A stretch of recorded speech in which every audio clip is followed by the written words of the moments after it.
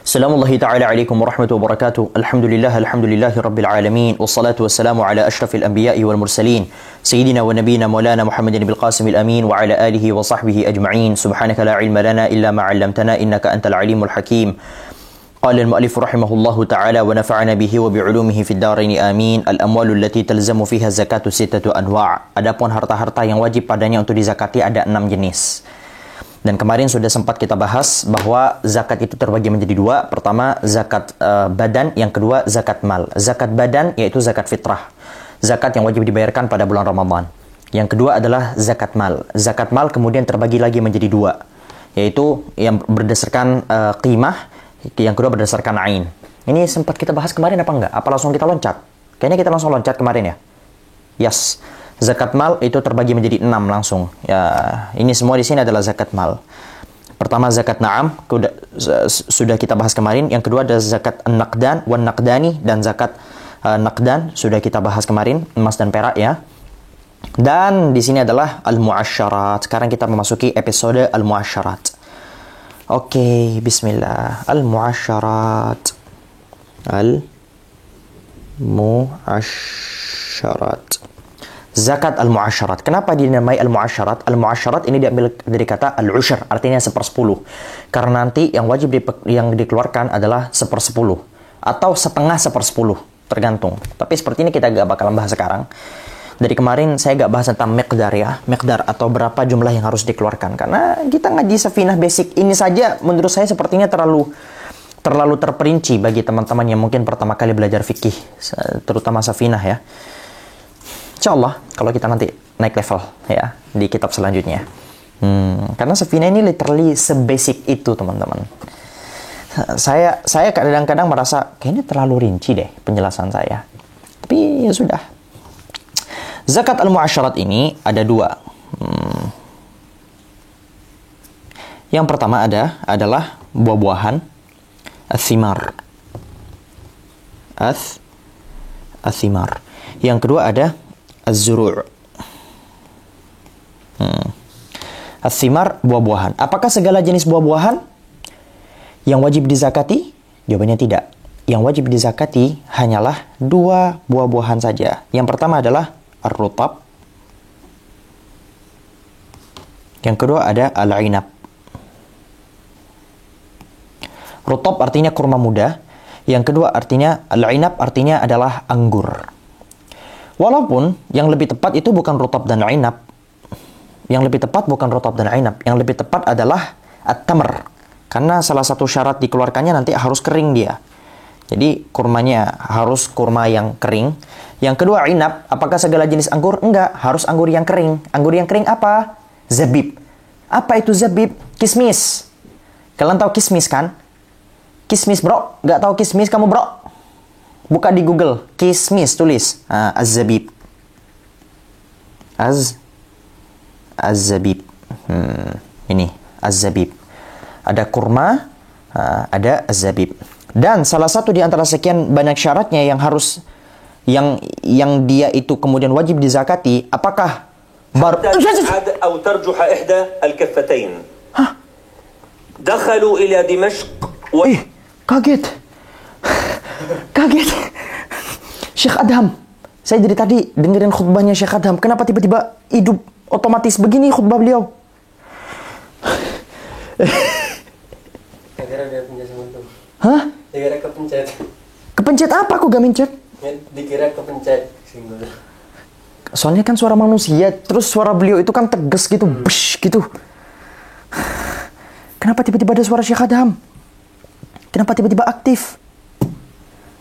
Allah. Sampai mana?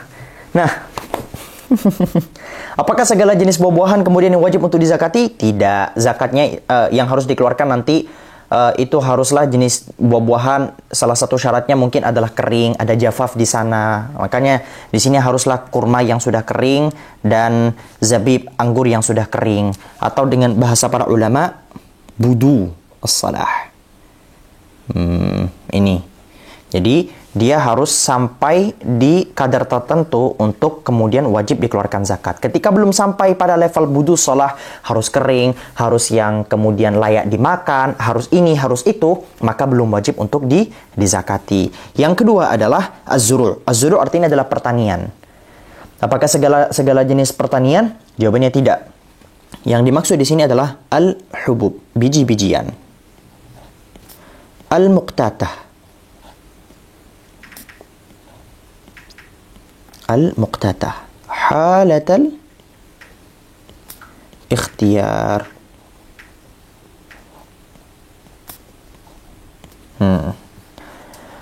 Al-hubub, biji-bijian, al-muqtatah yang merupakan makanan pokok, di mana dengan makanan pokok tadi itu kita bisa mendapatkan energi untuk mengisi tubuh kita. Jadi tubuh kita ini kemudian bisa makin gede dengan biji-bijian tadi itu. Artinya biji-bijian yang merupakan makanan pokok untuk mengisi energi seorang manusia.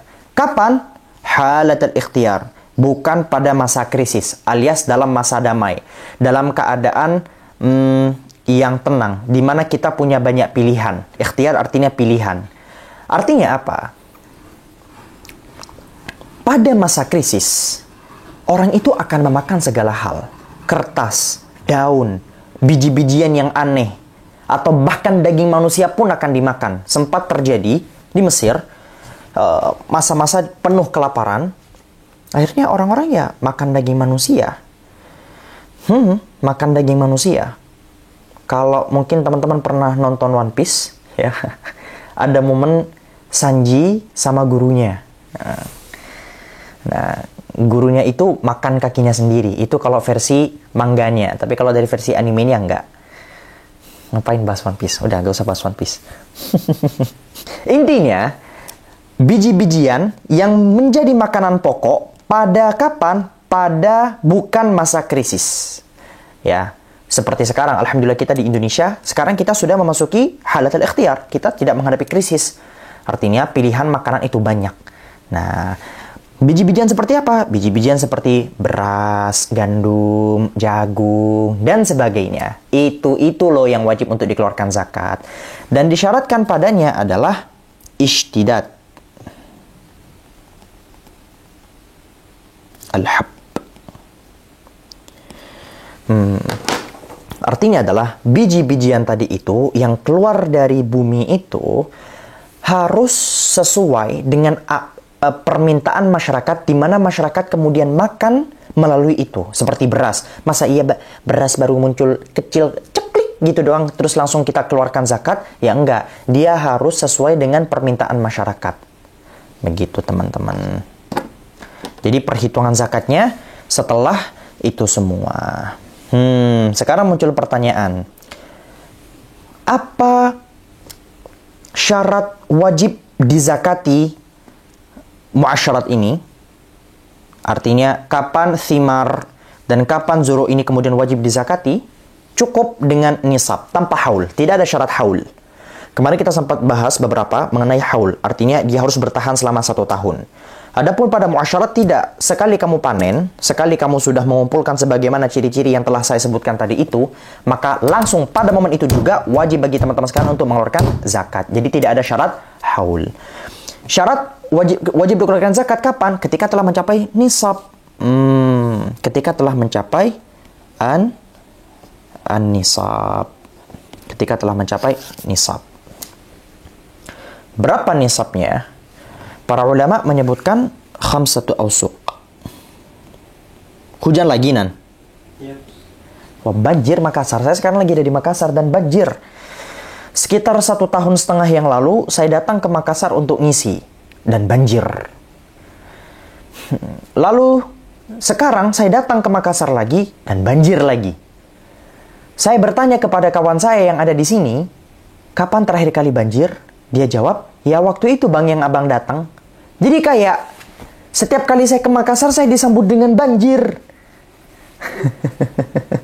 Cuma kayaknya lebih parah yang sekarang apa yang kemarin, Nan? Yang kemarin. Yang kemarin ya? Iya. Oke, lanjut. Nisabnya berapa? Nisab artinya adalah kadar minimal wajib dikeluarkannya. Zakat itu berapa? 5, ketika telah mencapai 5 ausuk. Berapa 5 ausuk? kita bahas. 5 ausuk ini menunjukkan 1 wasak. Al-wasak. 1 wasak ini setara dengan berapa? Setara dengan 60 sa'. 60 sa'. 1 sa' itu berapa? 1 sa' itu setara dengan 4 mud. Arba'atu amdad. Kita tulis 4 mud saja. Setara dengan 4 mud. Jadi, pertama-tama kita hitung 60. 60 ini dengan 5. 60 kali 5. 60 kali 5. Sama dengan berapa? 300. Ya. Artinya 300. 300 sa'. Ya, teman-teman, 300 sa'. Jangan so-soan kamu. Lalu, kita sekarang kalikan 300 ini kita kalikan dengan 4 mud. Kalau kita mau pakai perhitungan mud ya. 300 kali 4. Sama dengan 1200 ya. 1200 mud.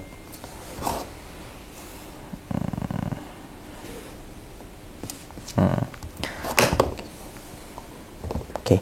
Perhitungannya adalah 1200 mud. Dan kemarin kita sempat menyepakati bahwa hitungan mud itu bukan hitungan wazan, tapi kail.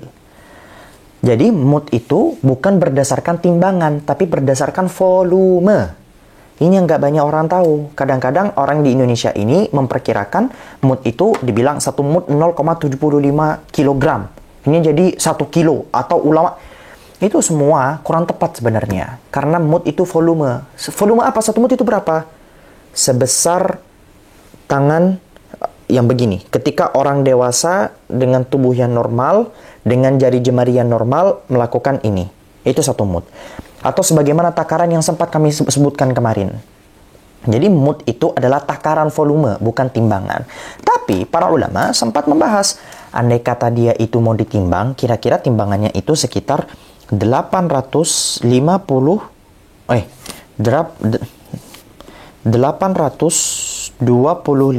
kilogram. Itu. Tapi apakah ini hitungan yang tepat? Tidak, karena semua kembali kepada takaran volume. Kenapa saya perlu tegaskan ini? Karena jenis beras tentu saja gedenya satu beras dengan beras yang lain itu beda. Gedenya satu beras dengan beras yang lain itu beda. Sehingga bisa saja beras jenis ini itu ketika diletakkan pada satu volume ini banyak, sedangkan ketika diletakkan pada volume ini kemudian tidak banyak. Kalau pakai timbangan, ya tentu saja beda. Volume dan timbangan teman-teman harusnya tahu lah, bisa membedakan perbedaan antara volume dan timbangan. Itu teman-teman. Dan perlu kami tegaskan kembali bahwa tidak ada syarat haul. Jadi ketika teman-teman telah memasuki 1200 mud, ya, atau 5 ausuk, maka kalian sudah wajib untuk mengeluarkan zakat. Alhamdulillah, kita sudah selesai dari bahasan al-muasyarat. Sekarang kita memasuki amwalut tijarah. Ini agak sedikit ribet. Amwalut tijarah artinya adalah harta dagangan. Amwal at-tijarah, harta dagangan. Apa yang dimaksud dengan amwalut tijarah? Definisinya kita langsung sebut. Taqlibul mal. Kita langsung pakai definisinya para ulama. Taqlib al-mal. Taqlibul mal bil muawadah. Taqlibul mali bil muawadah li gharad ar-ribh. Kemudian selanjutnya adalah biniyati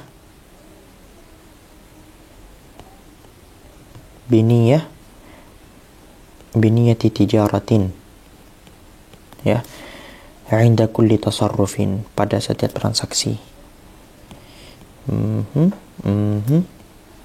Oke. Kita coba bedah satu-satu. Pertama, yang dimaksud dengan harta dagangan, wajib dizakatinya harta perdagangan. Apa definisinya? Adalah taklibul mal, olah harta. Olah hartanya dengan apa? Maksudnya diolah dengan apa harta tadi itu? Bil muawadah, dengan proses tukar menukar. alias jual beli. Sehingga segala macam olah harta yang tidak melalui proses jual beli, tidak melalui proses tukar menukar, maka dia tidak dianggap sebagai harta dagangan yang wajib dizakati. Li gharadil ribhi, dengan tujuan mengambil keuntungan, bukan dengan tujuan foya-foya atau dengan tujuan untuk berhias diri atau dengan tujuan pemanfaatan, bukan. Tujuannya ya untuk cari untung. Biniyati tijarah, dengan niat mencari untung. Kapan? Inda kulli tasarrufin, pada setiap transaksi yang ada. Atau dengan bahasa simpelnya, perlu kami pertegaskan, syurutu, syarat wujubi zakatiha. Adapun syarat-syarat diwajibkannya harta dagangan, wajib dikeluarkannya zakat untuk harta dagangan, itu ada beberapa. Yang pertama adalah kaunuha arudan atau urudan, sama-sama ada. Bisa teman-teman bisa ngomong urut, teman-teman bisa ngomong arut, ya. Atau pakai bahasa yang berbeda. Pakai bahasa simpelnya adalah saya akan jelaskan habis ini. Tenang. Ghairah ahad an naqdain.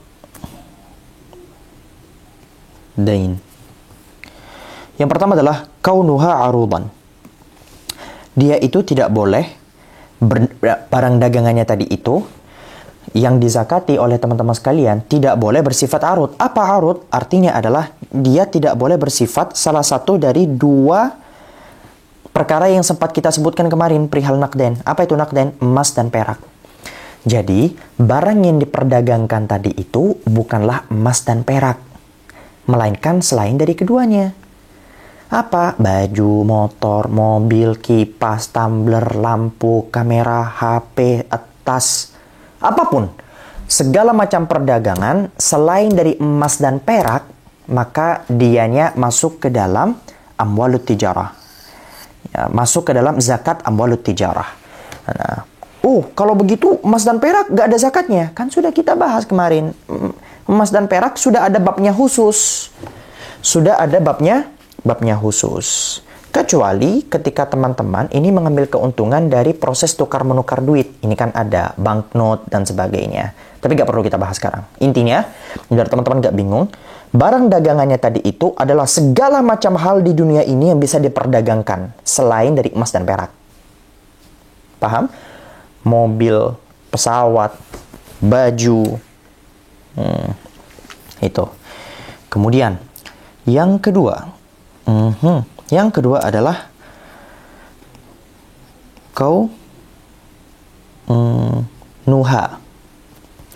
kaunul mali, mamlukan. Sorry, sebentar. Saya tulis dulu.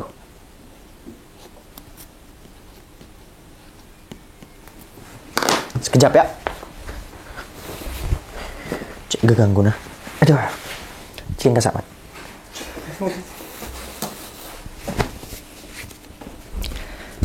Oh, ini berat kayaknya ya, Nan. Apa? Ini. Berat apa gitu? Jangan. Tidak. Mari, Man. Apa yang berat? Nggak jadi. Nah, yang kedua, syarat yang kedua adalah kaunul mali, harta tadi itu kepemilikannya di tangan teman-teman sekalian harus melalui proses transaksi jual beli bil muawadah, melalui proses transaksi jual beli. Sehingga apabila kepemilikan harta tadi itu tidak melalui proses transaksi jual beli, melainkan teman-teman mendapatkannya mungkin melalui warisan, melalui hadiah, hibah dan sebagainya, maka teman-teman tidak wajib untuk mengeluarkannya sebagai zakat tijarah. Ya, sepakat? Oke, itu merupakan syarat yang kedua. Syarat yang ketiga adalah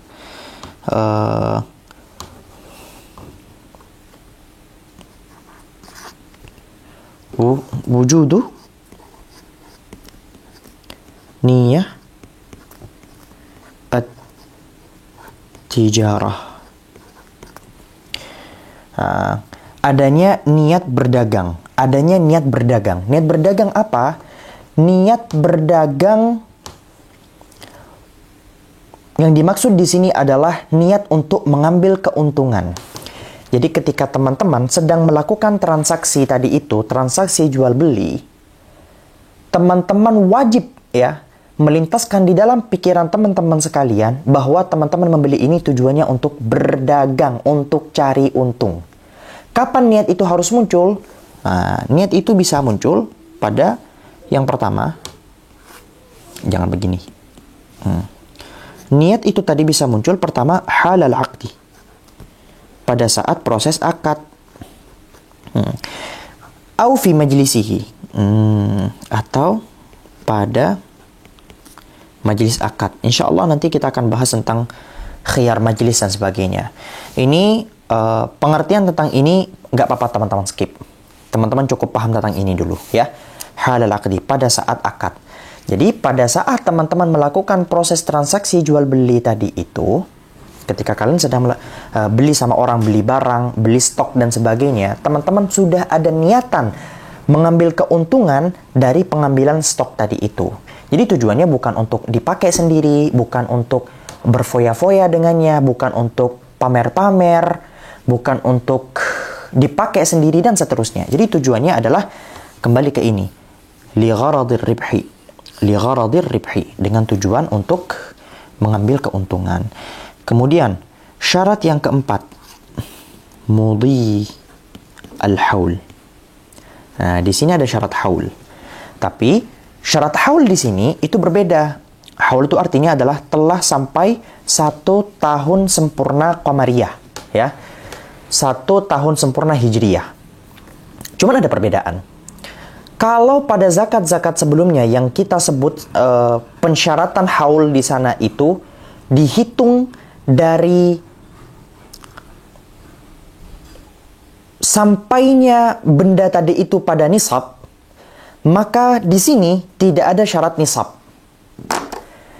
Jadi begini, zakat-zakat, naam, contohnya zakat binatang ternak kemarin, ya. Kapan kita menghitung haul? Dimulai dari pencapaian 1 nisab. Ketika telah mencapai nisab, ya, ketika telah mencapai nisab, kita hitung benda tadi itu sampai 1 tahun. Pada kasus amwalut tijarah, penghitungan haulnya bukan dari telah mencapai nisab atau tidak, tapi dihitung dari kapan? Dihitung dari awal dia mendapatkan stok tersebut. Anggap aja, sebutlah pensil. Dari awal pensil ini telah saya genggam, kita lihat selama 1 tahun ke depan, dia telah mencapai 1 nisab atau tidak. Jadi walaupun sekarang saya hanya menggenggam 1 pensil ini, 1 pensil ini telah sampai 1 nisab belum? Belum. Tapi kita hitung dari sekarang. Sekarang ini sudah memasuki day 1. Nanti ketika sudah memasuki hari ke 365, kita lihat di hari ke-365 itu telah mencapai nisab atau tidak. Ketika sudah mencapai nisab, baru kita zakatkan. Tapi ketika belum mencapai nisab nanti di sana, tak perlu kita zakatkan. Jadi sudah tahu ya perbedaan haul di sini pada amwalut tijarah dan sebelum-sebelumnya. Fahimtum? Arju dzalik. HP-nya siapa sih? HP Munan.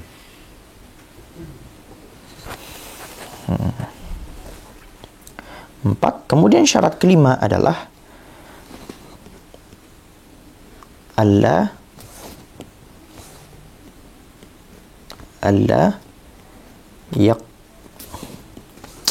salah mulu. Yaqsid al-qunyah. Bisa teman-teman bisa menyebutnya kunyah, ya.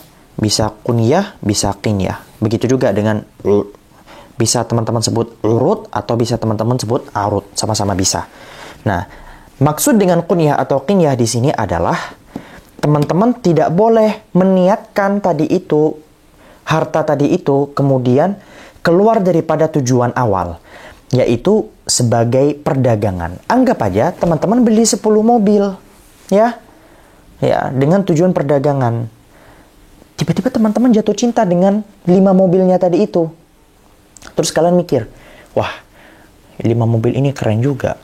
Udahlah, aku mau pakai untuk diri aku sendiri. Aku bakalan pakai untuk foto-foto, aku bakalan pakai untuk bergaya, aku akan pakai untuk berhias, aku akan pakai pokoknya yang awalnya tujuannya adalah untuk perdagangan, tiba-tiba teman-teman alihkan untuk tujuan pribadi, atau tujuan yang lain di luar daripada perdagangan. Itu disebut sebagai kunyah atau qinyah. Nah, teman-teman nggak boleh begitu. Ketika teman-teman sudah meniatkan seperti itu, sebagaimana saya sebutkan, maka dia tidak lagi dianggap sebagai amwalut tijarah yang wajib dizakati. 1, 2, 3, 4, 5. Kemudian yang keenam. Yang keenam adalah an la taniddah. Alla taniddah tilka al-arud.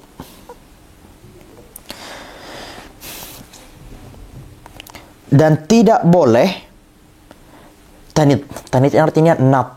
Nat artinya adalah berubah menjadi emas atau perak, atau berubah menjadi tunai. Jadi benda-benda yang arud tadi ini, seperti baju, seperti HP, atau apapun itu jenisnya, tidak boleh kemudian menjadi emas atau perak. Itu aja bahasanya. Gampang. Artinya adalah tidak boleh menjadi emas dan perak. Ketika dianya sudah berubah menjadi emas dan perak, nah itu nanti ada kasus lain lagi. Sedangkan pada prosesi amwalut tijarah, maka dia sudah tidak lagi termasuk di sini yang wajib dizakati. Mungkin akan menjadi zakat nanti di zakat nakden, ya. Tapi pada proses zakat amwalut tijarah, maka tidak ada. Jadi arutnya tadi itu harus bertahan arut sampai dia dikeluarkan zakat. Adapun setelah dikeluarkannya zakat, ya itu beda lagi kasusnya, ya. Gitu teman-teman. Sudah? Sampai di sini ada pertanyaan? Mau lanjut yang 2 lagi? Sisa rikas dan ma'adin nih. Mau dibahas? Enggak, jangan. Sudah 27 menit. Biar kita lanjut episode depan. Oke? Hadza wallahu subhanahu wa ta'ala alim bisawab. Subhanakallahumma bihamdika asyhadu an la ilaha illa anta astaghfiruka wa atubu ilaik. Wassalamualaikum warahmatullahi wabarakatuh. Bye bye.